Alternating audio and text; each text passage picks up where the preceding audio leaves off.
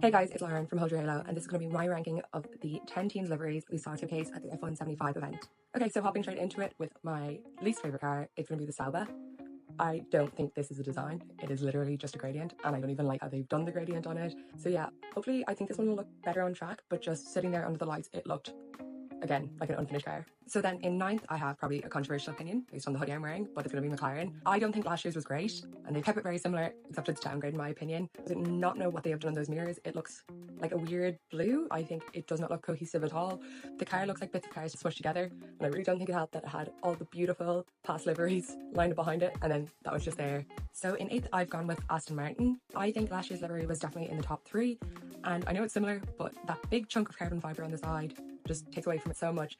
I think there was much better ways to integrate carbon, but at the minute it looks like someone's gone in and paint, selected the area, and then just deleted the green. So then in seventh, I have Mercedes. It's not really anything.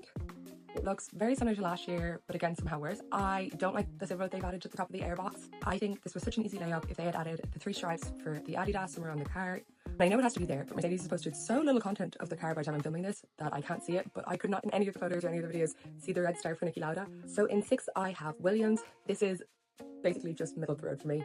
I do like the new blue, and gradient seems to be the talk of the town this year.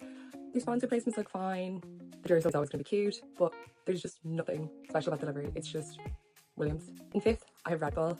This is what I would consider a classic at this stage. They've finally broken me down. They've done it for years and years, but really the Red Bull doesn't have a ranking in my mind. It kind of just depends on what everyone else does. So yeah, that's why it's sitting at number 5. So in fourth, I have Haas. I've seen a lot of people hyping this up, and I do like the car. I just don't love it. There's no wow factor to it. I really like how they've done the carbon cutout around the safety cell, but I think they're just really limited by their color palette. I think maybe they should have leaned into the red a bit more, especially with their big Yeehaw America opening video. In third, I have Ferrari. Ferrari is usually going to be top 3 unless they've done something really, really horrible, like when they did that awful green Michelin Renault thing. But yeah, people are very split on the white. I actually really like the white, and I do love the darker red as well. I think they look so lovely. And I'm usually not a fan of matte liveries, but I just think it looks so elegant and rich. The HE logo is obviously what drops it for not even being in contention for the top 2 for me.